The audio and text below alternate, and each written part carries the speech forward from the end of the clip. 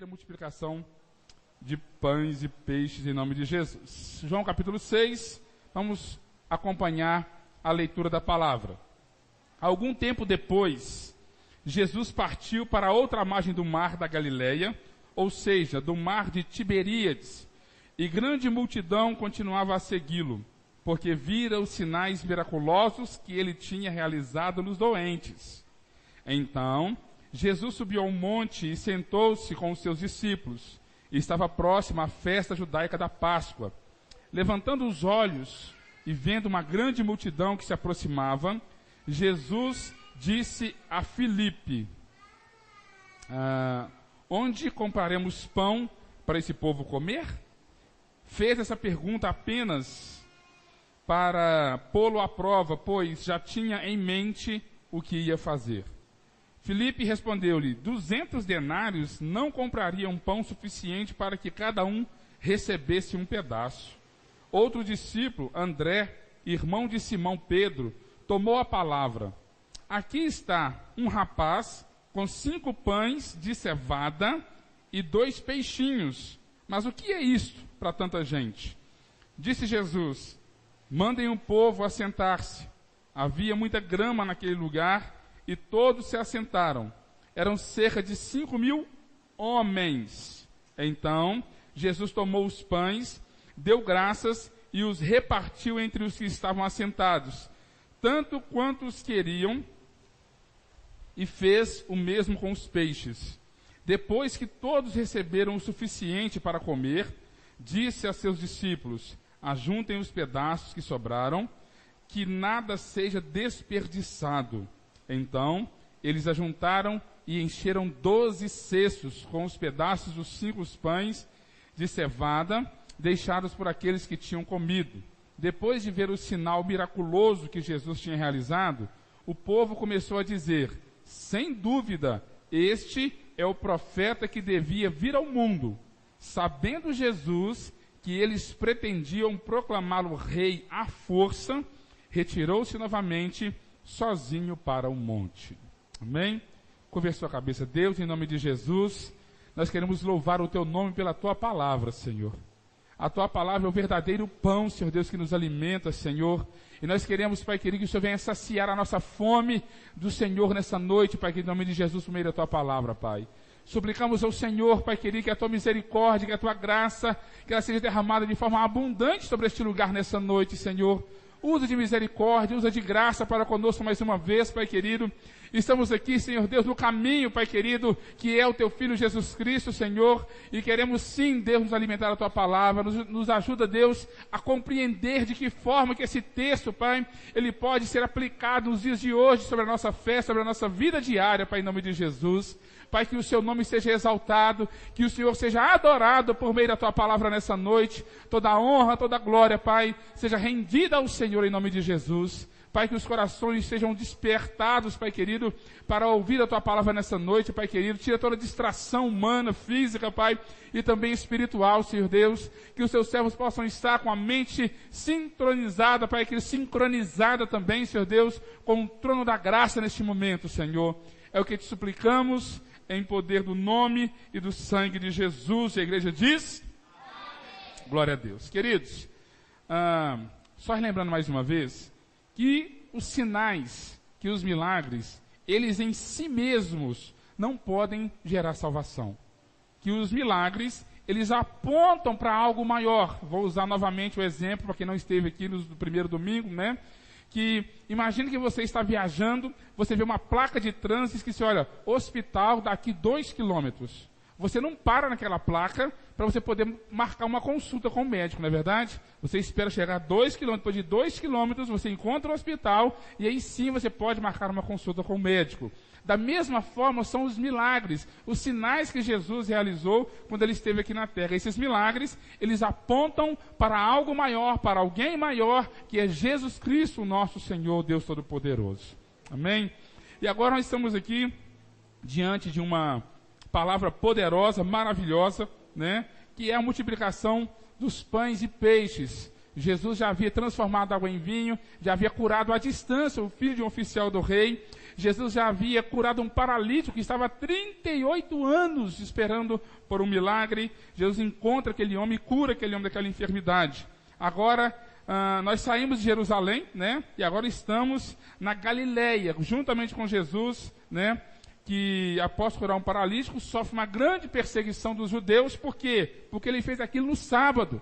Né? Então os judeus sabem que o sábado, o sabá, né? Ele é sagrado, mas o Senhor do sábado, ele tem poder sobre o sábado. E é por isso que Jesus operou justamente no sábado, para provocar, para despertar, né? a curiosidade dos judeus. E pelo contrário, ao invés de provocar uma boa reação no coração deles, eles se indignaram porque Jesus havia curado um homem que há 38 anos estava doente, só porque isso foi no dia de sábado. É isso que o religioso faz. Ele presta atenção nas regras e esquece que Deus, que criou as regras, tem poder para mover sobre elas. Amém, queridos? Só a título de conhecimento, o mar de Tiberíades, né, recebeu esse nome porque esse nome foi dado, né, à cidade da Galileia. Galileia chamava Tiberíades, né? Foi dado pelo rei Herodes Antipas, em homenagem ao imperador romano Tibério César, em 20 anos depois de Cristo. Automaticamente, o nome da cidade também foi arrastado para o nome do mar. Então, por isso chama Mar de Tiberíades. Está escrito aí. Com relação a esse milagre que Jesus realizou, o que nós podemos aprender? Né? Foram propostas 4 soluções para o problema. Primeiro, qual que é o problema? Qual que é a situação? Uma multidão enorme, faminta, sem dinheiro, sem pão, né? E cansada. Né? E agora, primeiro os discípulos sugeriram o quê? Está lá em Marcos 6:35. Vamos fazer o seguinte, Jesus, vão despedir a multidão para ir embora e nós vamos prosseguir, né, descansando. Jesus falou assim, olha, essa não é a melhor solução. E qual que foi a outra solução proposta? Filipe sugere juntar dinheiro para comprar comida. Né? Falou, olha, se nós juntar aí uns 200 denários, esses 200 denários seria equivalente a 200 moedas de prata, a 200 dias de trabalho de um trabalhador, que seria mais ou menos 8 meses de salário de um trabalhador comum hoje. Seria 8 salários mínimos juntados hoje para comprar pão para toda aquela multidão. Também não foi a solução. E agora André, ele apresenta algo, né, também insuficiente, né, que não tinha certeza do que estava fazendo também. Olha, tem aí, né, 5 pães, 2 peixes, mas para 20 mil pessoas mais ou menos, né? Porque até então era 5 mil homens, fora mulheres e crianças. Mais ou menos 20 mil pessoas, né? E também não foi a solução, né? Mas Jesus, ele apresenta, ele cria e ele materializa a solução para aquele problema. O que nós podemos aprender com isso? Provérbios capítulo 16, versículo 1, fala que aos homens, ao homem, é conferido, né, o poder de fazer planos no coração, mas a resposta vem da boca do Senhor. Amém, queridos? Eu quero que você compreenda essa palavra na íntegra hoje, sabendo que nós podemos sim, devemos sim sentar, fazer cálculos, fazer planos, mas nós devemos sempre nos submeter à vontade de Deus. Senhor, está aqui, as dívidas estão aqui, essa enfermidade, Senhor, está aqui, esse problema, essa coisa difícil de resolver, Senhor, eu não tenho solução para isso, eu até acho que poderia ser feito isso e aquilo, mas a resposta vem do Senhor, e eu confio na sua soberania e no seu poder. É assim que nós crentes devemos agir com fé, agir confiante, Paulo, em que Deus, que Cristo, Ele tem todo o poder para transformar nossas vidas. Amém? Temos que entender e aceitar que a forma de Deus trabalhar é completamente diferente da forma humana. Como assim, pastor? Nós trabalhamos e planejamos apenas pelo que nós podemos ver, tocar e planejar de acordo com os olhos físicos, mas Deus trabalha no campo do invisível, do impossível. Aquilo que nós não podemos fazer, Deus pode. Aleluia! E nós temos essa confiança, essa certeza. O que aconteceu aqui com os discípulos? Todos eles tiveram uma visão humana da situação. Senhor, eu preciso juntar dinheiro, Senhor, manda todo mundo embora, não tem condição. Senhor, tem só 5 pães, 2 peixes, não dá para alimentar esse povo. Automaticamente estava falando assim, olha, manda esse povo embora, porque 5 pães e 2 peixinhos não dá para alimentar esse povo. E é assim que nós agimos muitas das vezes, nos deparamos com um problema, com a dificuldade, olha, não tem jeito. Não é verdade? Eu me lembro, vou usar o Claudionor como exemplo. Nós estávamos lá em cima, né? Naquela igreja de cima. Você, irmãos, em nome de Jesus, foi, Adriana? No ano que vem, nós vamos estar num templo novo, numa igreja nova. E eu falei, Ferreirinha, como que nós vamos fazer isso? Meu irmão, você não tem fé, não? Em nome, é pelo poder do nome. Eu também não estou vendo isso. Fisicamente, pelos olhos da fé, eu sei que Deus pode abrir uma porta, pode fazer o impossível. E nós estamos aqui para a honra e glória do nome do Senhor. Aleluia! E se Deus é capaz de abrir porta para construir igreja, construir templo, o que mais que Ele não pode fazer pela sua vida espiritual? O que mais que Ele não pode fazer pela sua família, pela sua casa? Aleluia! Esse é o Deus que nós temos, o Deus do impossível, o Deus que não trabalha simplesmente como os homens trabalham, mas Ele trabalha como um ser supremo, soberano e todo-poderoso sobre o universo. Esse é o Deus que nós servimos. Aleluia! E nós podemos também tirar desse texto 7 lições preciosas para a nossa vida. Pastor, sim. Tem 7 lições aqui dentro, que se nós aplicarmos ela na nossa vida, nós vamos ter uma confiança maior, uma esperança maior no nosso Deus. A primeira coisa que nós podemos aprender é que havia naquele lugar uma necessidade para ser suprida. Do versículo 1 ao versículo 4, você pode acompanhar na sua Bíblia. Jesus havia atravessado o mar da Galileia e agora a multidão cansada, sentada, né? Surgiu, Jesus sobe no monte, senta-se, né, com seus discípulos e começa a analisar aquela multidão. O que acontece? Mesmo cansado, né? Mesmo cansado, Jesus e seus discípulos vão para a outra margem do lago, do mar, né, conhecida como Montanhas de Golã, né? E ao desembarcar, eles se deparam com uma grande multidão. Eles acharam que eles haviam atravessado e que ninguém havia seguido eles. E a multidão seguiu eles por aproximadamente 19 quilômetros a pé, né? Alguns pode ser que estavam de cavalo, né? Mas a maioria a pé. Eles seguiram Jesus. E por que eles seguiram Jesus, irmãos? Por quê? Porque eles tinham visto milagres. Eles seguiram Jesus porque já tinham visto Jesus curar coxos, mancos, cegos, surdo, mudo. E eles agora disseram, olha, achamos o Messias, esse é o cara. Nós vamos seguir esse Deus agora, esse Jesus agora. João, ele destaca que esse milagre foi realizado próximo à Páscoa, né? Seguido depois de um grande sermão, está aqui no mesmo capítulo 6, a partir do versículo 25, Jesus faz um grande sermão sobre ele como sendo o pão da vida, né, para contradizer essa questão da multiplicação dos pães aqui, em que as pessoas haviam seguido ele justamente por causa dos pães que ele havia multiplicado, e Jesus, próximo à Páscoa, ele faz a última Páscoa, né, que ele participou, porque a próxima que ele participa no outro ano, ele já está sendo crucificado, e então Jesus sempre faz milagres de forma pedagógica. Como assim? Os milagres de Jesus são sempre instrutivos, sempre trazem um conhecimento para nós de Deus. Os milagres que Jesus realizou não foram milagres feitos ao léu, sem motivo nenhum, sem perspectiva nenhuma. Jesus sempre realiza sinais e milagres com um objetivo específico. E qual que é o objetivo com o qual Jesus faz milagres? Salvação de almas. Se você der uma lidinha em Atos capítulo 3, Pedro e João estavam entrando no templo, e quando eles estavam entrando no templo, havia um paralítico ali, e ele falou assim, olha, João, Pedro, me dá uma moeda, me dá uma esmola, por favor. João e Pedro olham e falam, olha, nós não temos ouro, não temos prata, mas o que nós temos, isso nós te damos em nome de Jesus, levanta e anda.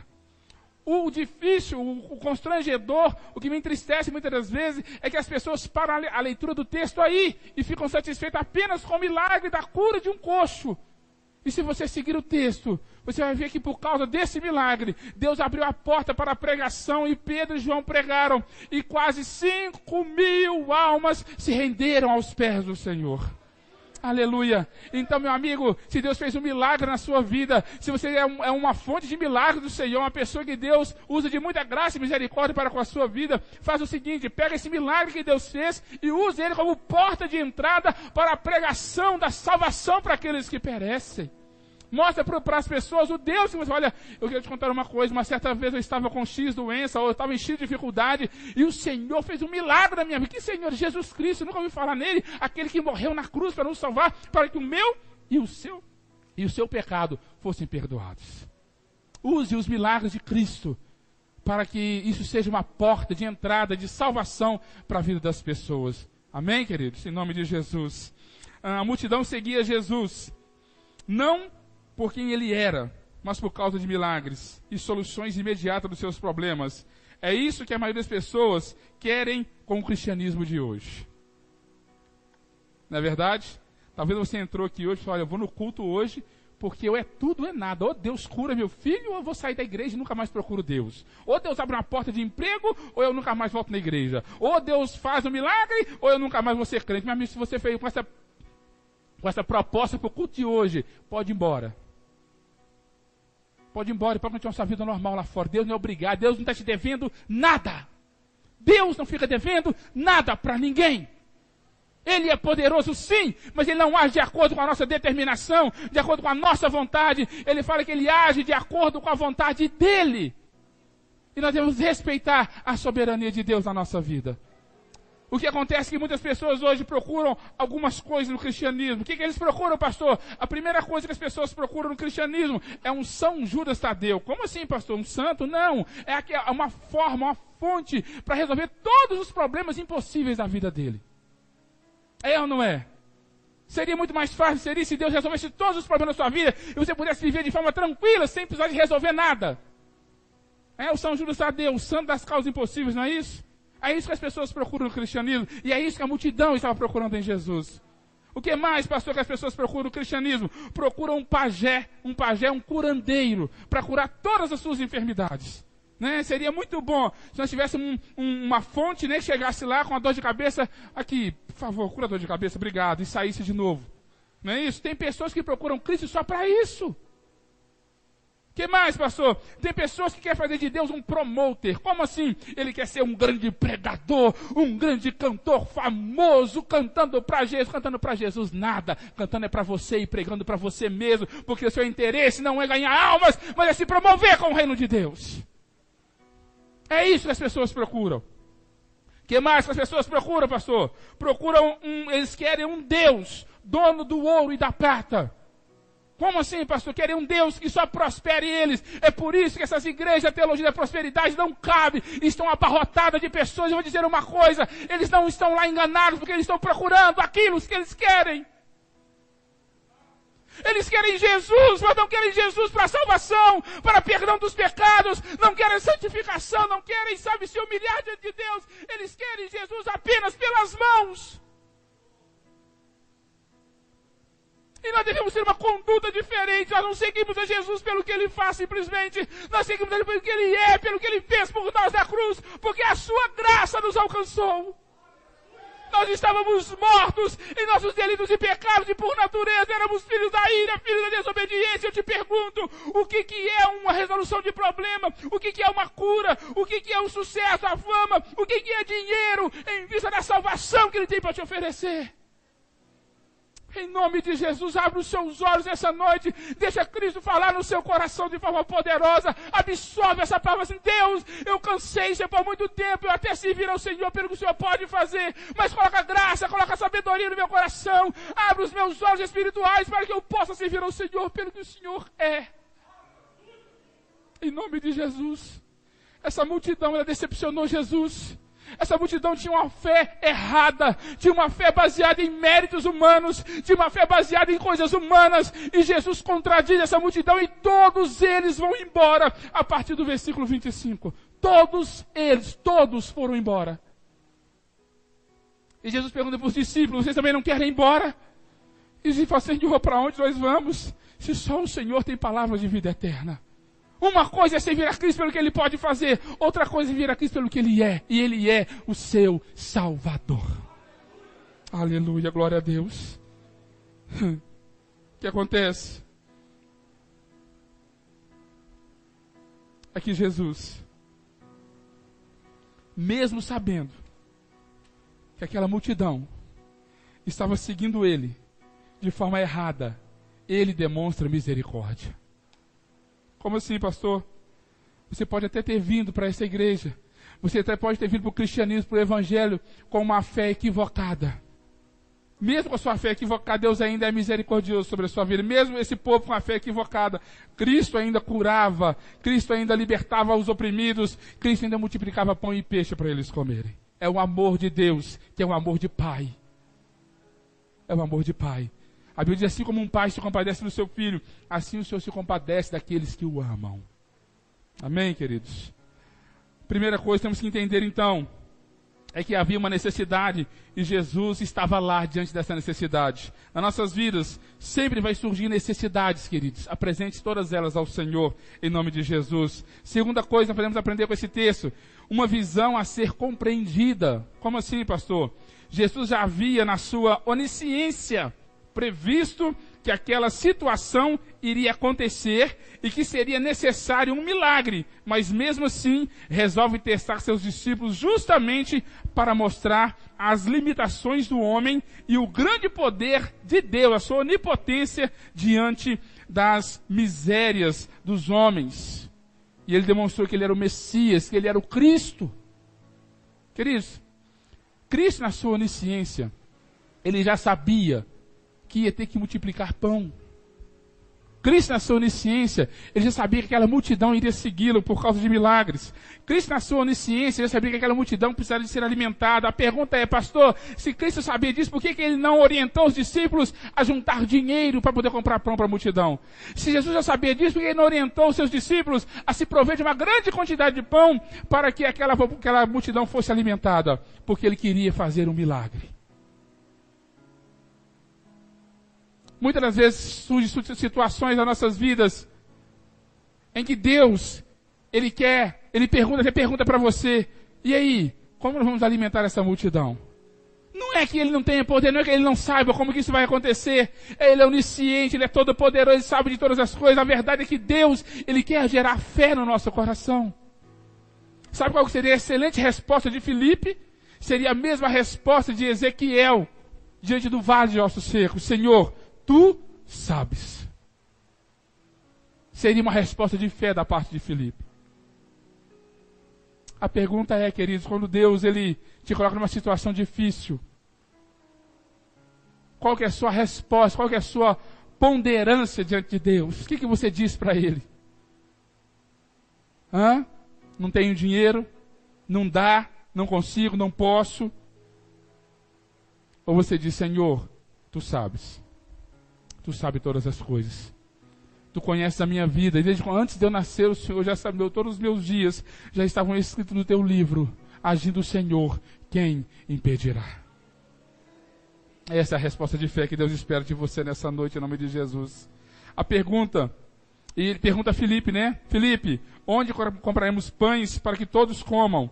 Mas Filipe fica com sua mente pragmática e humana, né?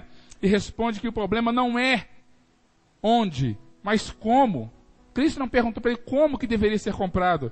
Cristo perguntou onde nós vamos arrumar pão para toda essa multidão. E olha qual é a resposta humana de Filipe. Senhor, nós não temos dinheiro. Jesus não perguntou para Filipe se ele tinha dinheiro. Jesus não perguntou se havia dinheiro lá no embornal de Judas. Jesus perguntou assim, olha, onde vamos arrumar pão para toda essa multidão? Muitas das vezes, a pergunta de Deus, ela constrange o nosso coração, na verdade. Cristo sempre faz perguntas. No primeiro milagre, perguntou para Maria, né? O que tem eu contigo, mulher? E iniciou um diálogo para depois ele fazer o milagre, né? Para o oficial do rei, ele começou a dialogar. O oficial do rei falou, olha, você tem que ir na minha casa, Jesus não precisa de ir lá não. Pode ir com seu filho, já começa um diálogo com ele também. Com o coxo na beira do tanque de Betesda, ele começa a perguntar, ele perguntando para o coxo, o que você quer? Você quer ser curado? E agora ele pergunta para André, onde?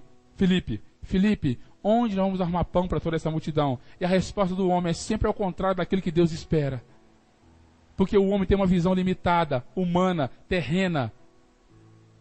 E Deus, como todo-poderoso, Ele sempre tem uma resposta acima das nossas expectativas.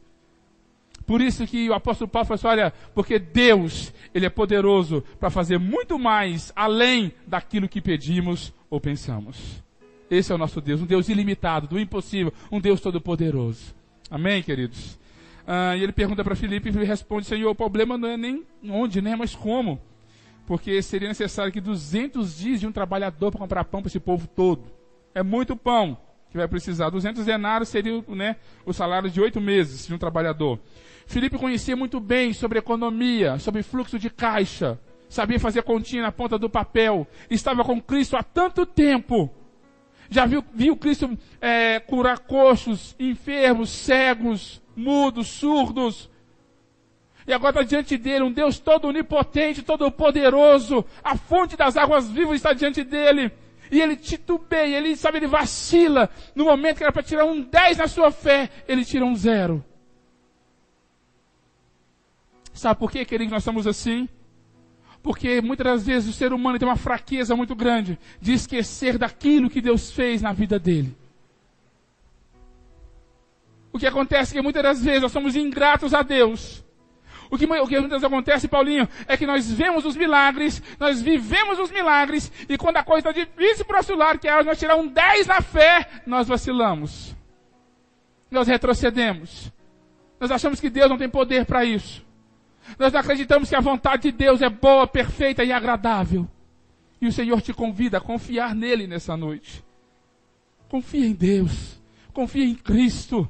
O Deus onipotente, todo-poderoso. Filipe titubeou, mas pega o exemplo de Filipe e inverte ele na sua vida. É isso que nós temos que fazer. Pegar os exemplos ruins das pessoas e transformar em boas atitudes para o nosso comportamento diante de Deus. Se ele não teve fé, nós temos fé para que todas as coisas aconteçam mediante o poder de Deus. Mas no quesito fé, ele foi reprovado, pois estava junto à fonte das águas. E estava diante de um Deus impossível que tudo pode fazer. Mas a sua fé não estava autêntica, não estava embasada naquilo que tudo pode fazer. O que nós podemos aprender com isso, irmãos? Que muitas das vezes nós podemos andar com Cristo e não acreditar que Ele pode todas as coisas. Engraçado, né? Nós nos convertemos, ou Cristo converte o nosso coração, não é verdade? Cristo nos aceita, nós nos batizamos como forma de declarar para o mundo que nós acreditamos em Cristo, andamos com Cristo o tempo todo, com Cristo dentro do nosso coração, e no momento de maior dificuldade que Cristo quer operar na nossa vida, quer fazer um milagre na nossa vida, nós não acreditamos que Ele pode fazer. Eu não sei qual que é o seu problema, a sua dificuldade, eu não sei em qual área da sua vida você precisa que Deus age, mas eu preciso que você tenha fé que Ele pode fazer muito mais do que pedimos ou pensamos.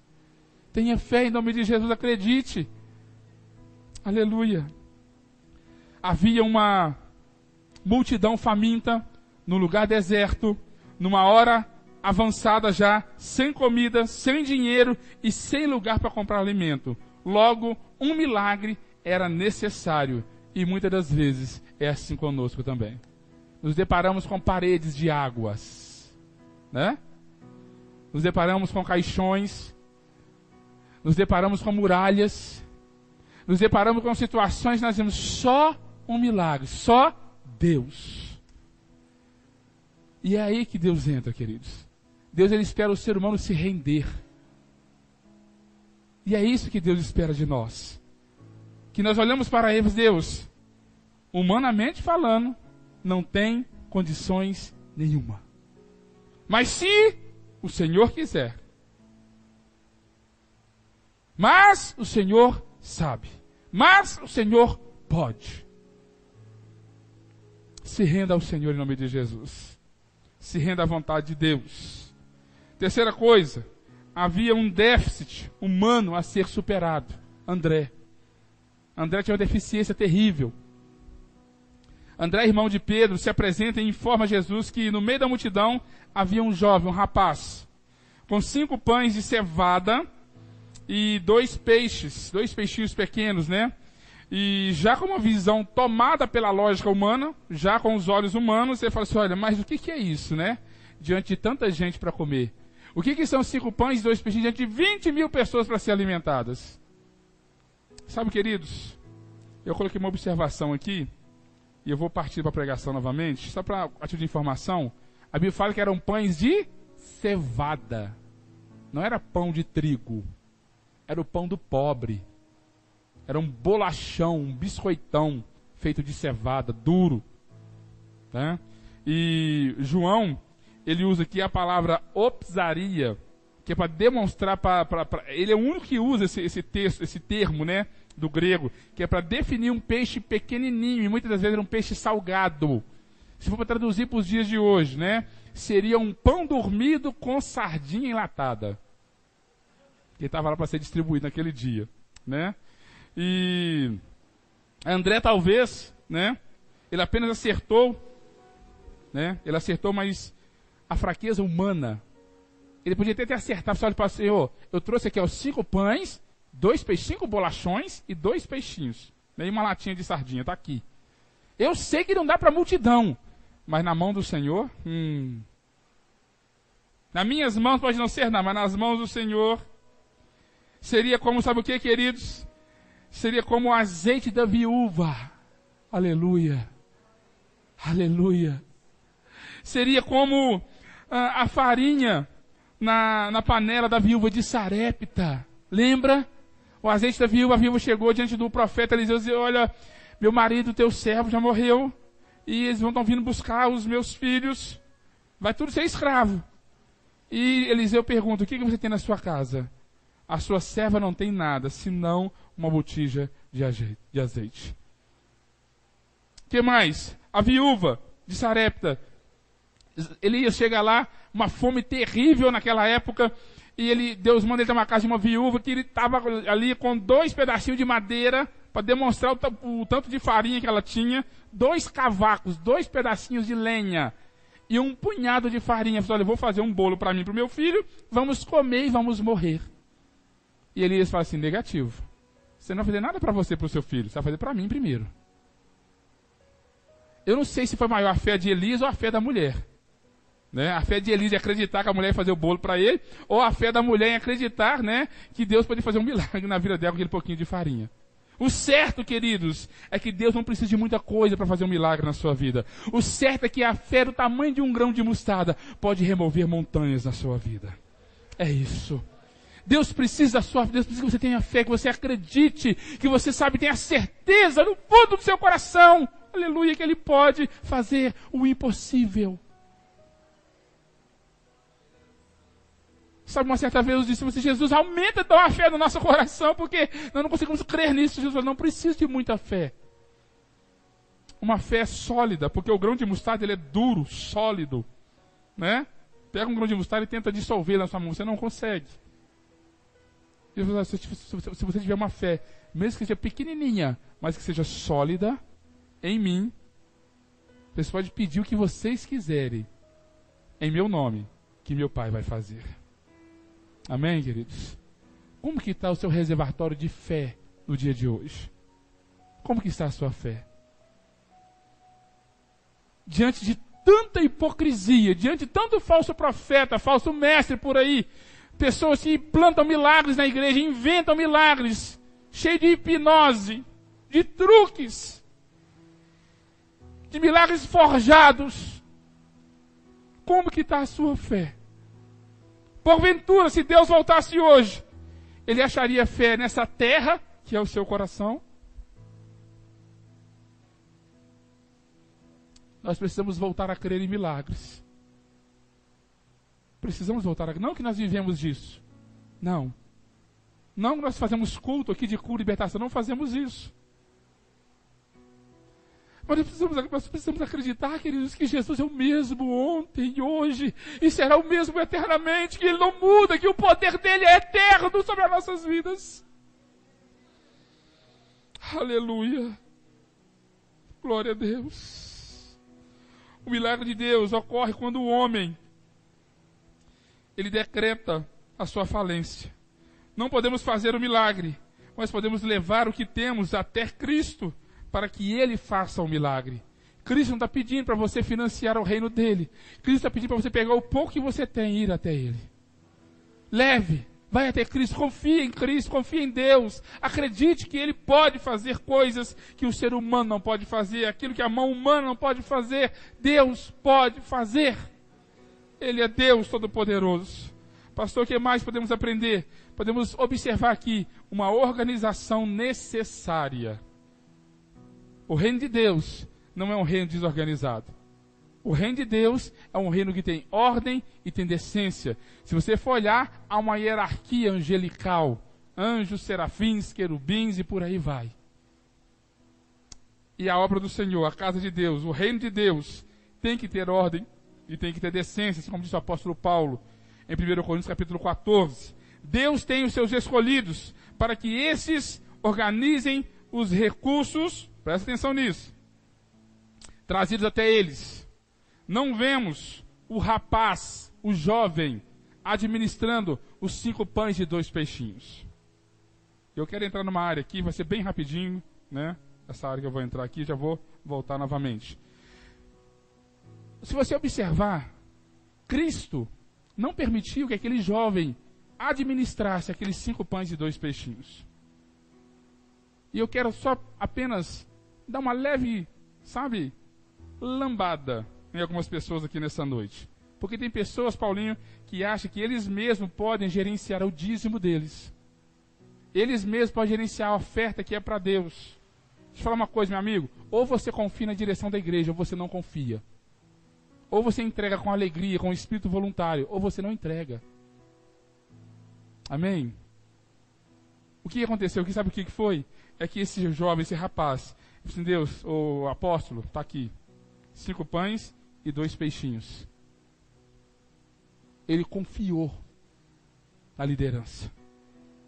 Sabe o que nós pedimos a vocês, em nome de Jesus? Que vocês confiem em Deus. E que vocês confiem que nós temos Deus na nossa vida. E que nós devemos prestar conta para vocês e devemos prestar conta para Deus também. E que antes de eu ter o temor dos homens, eu tenho o temor de Deus no meu coração, assim como Claudionor Paulinho Araújo. Amém, queridos? É o que eu falei, é tanto golpe por aí, é tanta heresia, é tanta hipocrisia, é tanta falsidade, é tanto 171 por aí, que quando nós falamos a verdade, as pessoas ficam: será que é verdade? Acho que eu mesmo vou fazer, sabe o que eu vou fazer a partir de hoje? Eu mesmo vou administrar o meu dízimo, eu vou comprar a cesta básica, vou entregar para as pessoas. Me fala uma coisa, não administra aquilo que Deus não colocou na sua mão para administrar. Sabe por quê? Você vai trazer maldição sobre a sua vida. Em nome de Jesus, seja fiel ao Senhor. Sabe por quê? Nós somos muito bons para cobrar fidelidade de Deus. Mas na hora de nós sermos fiéis, Deus é paciente. Deus lembra que eu sou pó. Deus lembra que não sei o que. Inventa 1001 desculpa. Seja fiel ao Senhor em nome de Jesus. Amém? Então, o reino de Deus é um reino organizado. É um reino que nós podemos observar, né, dentro da palavra de Deus. Se diz que Deus, o que Jesus faz? É o seguinte: senta todo mundo. Senta. O que nós temos? 5 pães e 2 peixinhos. Traz 12 cestos. Vamos começar a dividir o pão e o peixe. E eu fico tentando imaginar como que se dava isso, né? Se era na vista das pessoas, que primeiro ele levantou, deu graças, depois ele partiu, foi entregando para os discípulos, e os discípulos foi partindo, e foi entregando, e foi multiplicando, e quando eles observaram, todos comeram, mais de 20 mil pessoas comeram até se fartar. Pão e peixe. Há alguns teólogos liberais que eles falam o seguinte: olha, na verdade, não foi um milagre. É porque Jesus pegou o pão dele, né? Os teólogos liberais, irmãos, são aqueles que não acreditam na divindade de Cristo. Acreditam que Jesus foi um excelente filósofo, um homem muito generoso, muito bondoso, né? Mas não acreditam que Jesus era Deus.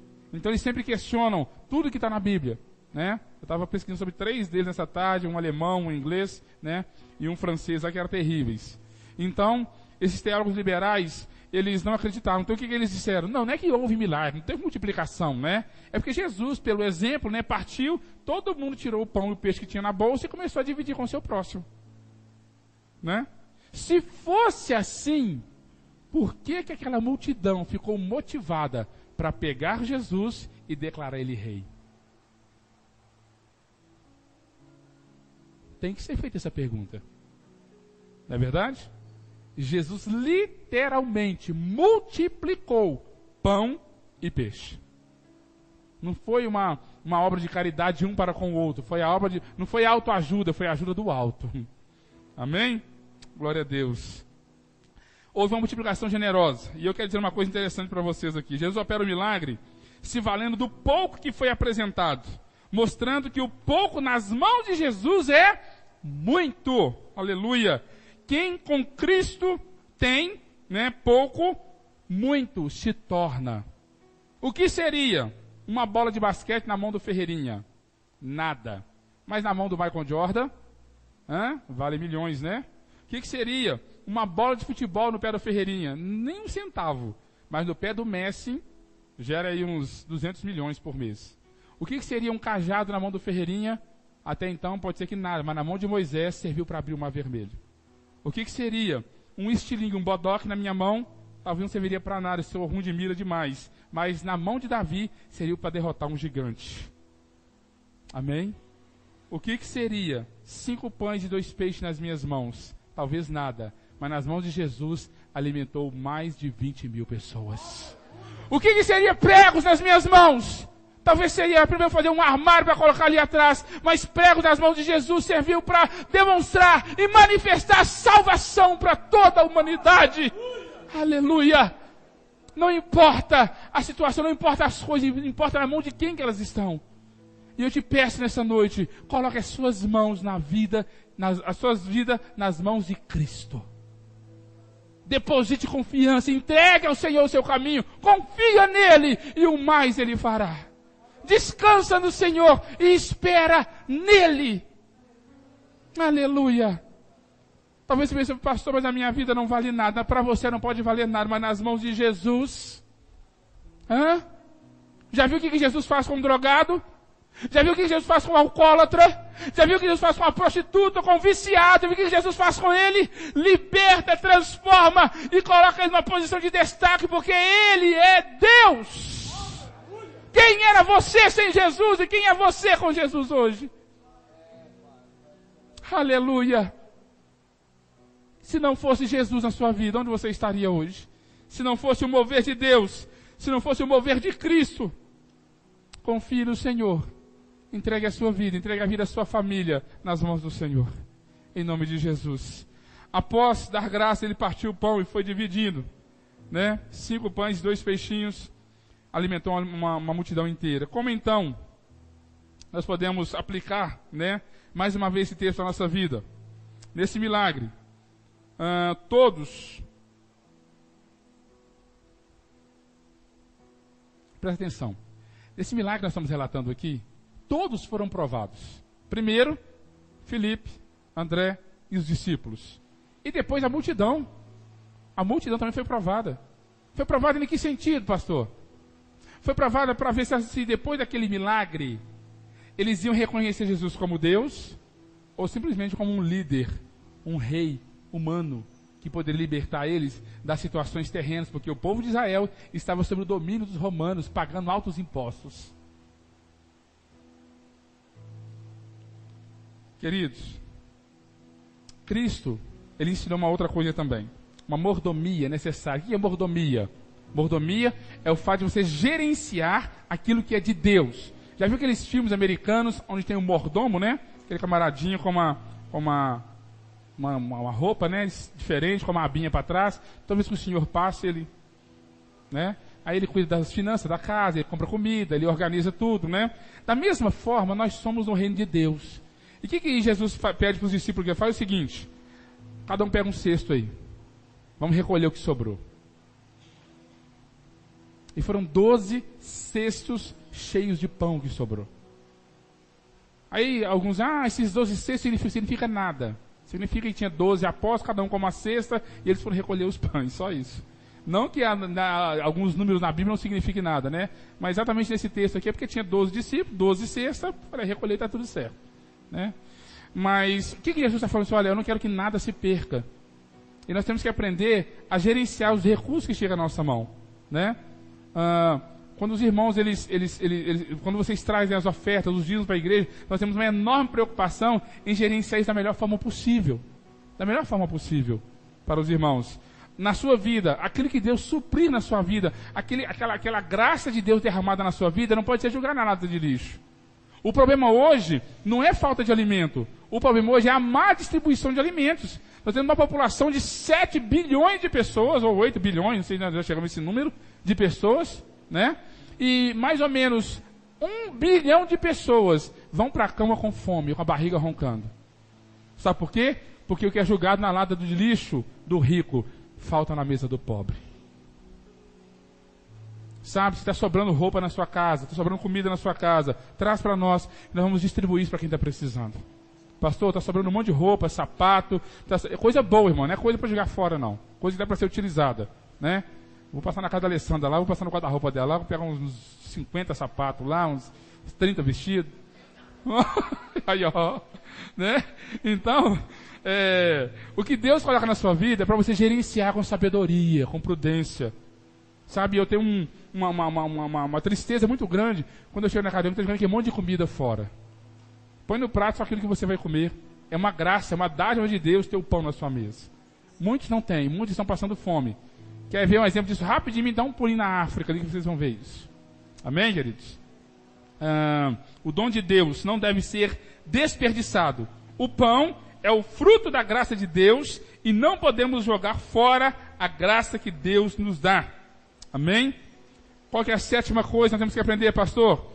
Que houve uma tentação perigosa para Jesus. Irmãos, Jesus como homem, né? O diabo tentou ele várias vezes, não foi? Tentou, levou ele lá para o deserto, sabe que você não é o Cristo, está com fome, transforma essa pedra em pão. Não, você é filho de Deus, não é? Pula daqui de cima e vai dar ordem aos seus anjos. Não, faz uma coisa, esquece tudo isso. Me adore. Prostra aqui, ajoelha, me adore, que eu vou te dar todo o reino dos céus. É a teologia de Satanás, né? Cristo não prometeu te dar tudo. Quem prometeu foi o diabo. Amém? Cristo não prometeu te dar tudo. Venha para a minha presença que eu vou te dar tudo. Vou suprir todas as suas necessidades. Mentira. Cristo não prometeu isso. Quem prometeu foi o diabo. Tudo te darei desde que você me adore. Foi o diabo que prometeu isso. Muito cuidado com essa questão aí. Assim como os discípulos, o povo também teve uma interpretação equivocada de Deuteronômio 18, do capítulo 18, do versículo 14 até o 22. Lá Moisés fala assim, olha, o Deus de seus pais, o nosso Deus Todo-Poderoso, ele vai mandar um profeta semelhante a mim, e vocês vão ouvir ele de tudo aquilo que ele disser. E agora, Jesus fez um milagre e o povo, opa, caiu a ficha. Esse é o cara, esse é o libertador, esse é o Messias, porque a visão deles, irmãos, ainda era a visão humana. Queridos, é por isso que eu falo, se Cristo não abrir os nossos olhos espirituais, nós vamos continuar cegos em trevas e escuridão. Sabe o que está acontecendo com o povo de Israel? Eles estavam voltando para o Egito de novo, cometendo as mesmas falhas que eles cometeram no deserto, em querer ter Deus só para ter maná do céu, só o pão, mais nada. Eles queriam libertação dos romanos, da opressão dos romanos. Eles queriam simplesmente um guia humano para liderar eles ali, tanto que João ele destaca que havia 5.000 homens, 5.000 guerreiros, 5.000 soldados, que se Jesus desse uma palavra, pegava em armas, em espada, pegava, nas armas mais poderosas para poder guerrear a favor de Cristo aqui na terra. E Cristo, sabendo disso, olha, vamos nos retirar. Porque talvez os discípulos ficassem tentados com relação a isso. O quê? Imagina, né? Se Jesus for o rei, eu sou ministro da economia. Imagina Judas, sou ministro da economia, né? O secretário da fazenda, sou eu. Né? E Pedro, não, eu sou ministro da saúde. Curou minha sogra, então tem automaticamente sou ministro da saúde. Essa tentação, Jesus também sofreu. Ele sabendo que as pessoas já queriam declarar ele rei, ele se retirou. Vou embora, porque não é chegada a minha hora. Amém, queridos? Jesus olha para aquele povo e vê o mesmo espírito reincidente no deserto. Ele sabia que não seria dessa maneira que iria libertar o povo de Deus, reafirmando a vontade do Pai e demonstrando sua submissão, humildade e propósito para o qual havia vindo. Retirou-se do meio deles para que eles não o declarassem rei. A fé que o povo depositou em Cristo era insuficiente. Queria chegar aqui. Insuficiente e infundada. Como assim, pastor? Não era uma fé verdadeira, era apenas como uma crença de que Cristo podia fazer milagres e curas físicas e possivelmente governar eles nesta vida, cheia de sofrimentos físicos e apertos sociais. É só nisso que eles acreditavam em Jesus. essa fé colocada à prova, quando Jesus se declara o pão da vida, no versículo 35, Deus vai falar, eu sou o pão da vida. Essa fé que eles tinham em Cristo caiu por terra. Que? Pão da vida? Você é o pão que desceu do céu, tá ficando doido? Você era o filho da Maria, o José ali da esquina, o carpinteiro? Que milagre você vai fazer para provar que você é o pão da vida? Já tinha acabado de esquecer que Deus tinha multiplicado o pão para 20.000 pessoas. O que você quer dizer com isso, pastor? Nós temos que perceber uma coisa, queridos. Não são os milagres que geram salvação. Não, pastor, não. Quantas pessoas que já talvez entraram nessa igreja foram curadas de uma doença e nunca mais voltaram aqui? Seria um equívoco da nossa parte fazer aqui uma campanha de cura e milagres, marcar um dia para Deus curar as pessoas aqui, sendo que isso não gera salvação. Seria um equívoco da nossa parte crer em Cristo apenas para essa vida. Seríamos os mais miseráveis dos homens. Seria apenas como essa multidão que só queria encher a barriga e ficar livre dos seus problemas sociais. Em nome de Jesus, creia em Cristo acima de todas as coisas.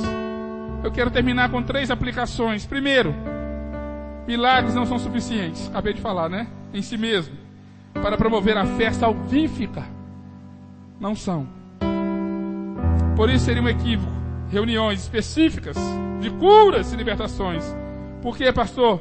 Porque a fé vem pelo ouvir, e o ouvir pela palavra de Deus. Eu fico com a Bíblia, eu fico com a palavra de Deus, eu fico com o alimento que desceu do céu para nossas vidas. Segunda coisa, a incredulidade sempre nos ataca. Sempre. Os discípulos viram tantos milagres feitos por Jesus, e a pergunta é: confiaram em Jesus? Na hora de tirar 10, eles recuaram. Devemos confiar em Deus, aleluia, diante das dificuldades. Não é errado fazer cálculo, sabe? Sentar de madrugada, pegar o calculador. Meu Deus, do jeito que eu estou vendo aqui, a coisa está difícil, não vai dar, Senhor. Isso não é errado, você fazer cálculos. Errado é você não confiar em Deus. Errado é você não pegar esses projetos, essas propostas e levar na mão de Deus. Isso aqui é errado. Em nome de Deus, confie em Deus. O que mais, pastor? O verso 6, ele me constrange. Vamos ao verso 6? Põe o verso 6 para nós aí, Paulo Geraldo. O verso 6 está ligado ao verso 5, né? Jesus fez essa pergunta apenas para pô-los à prova, pois já tinha em mente o que ia fazer. Queridos, Deus tem os seus planos eternos. Deus já sabe de todas as coisas. Ele tem o controle do universo nas suas mãos. Tudo aquilo que Deus determinou, decretou, vai acontecer.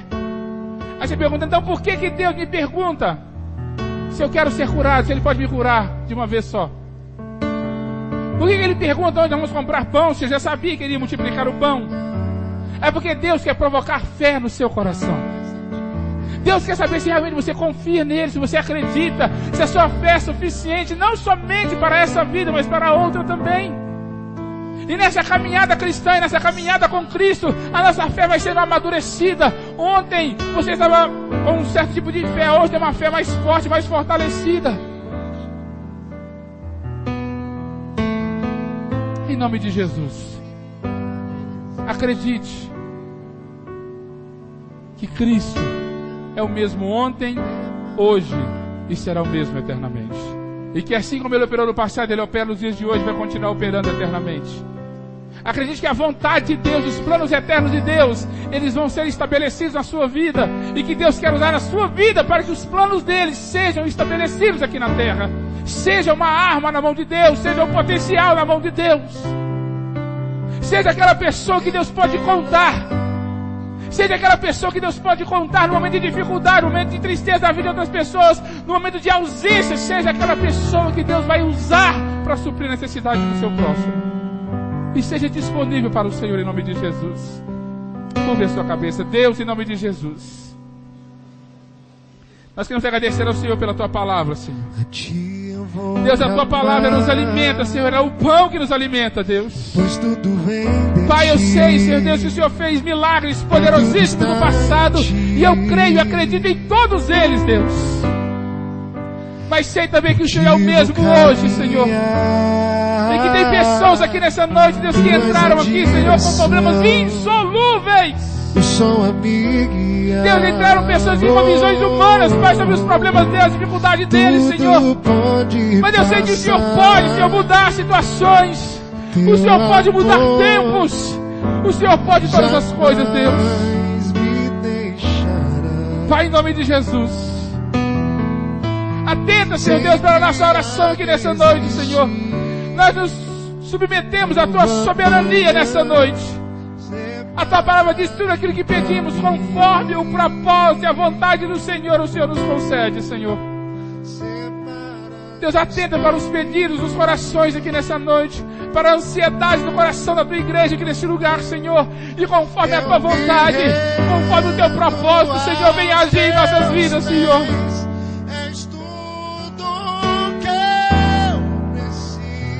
Aleluia.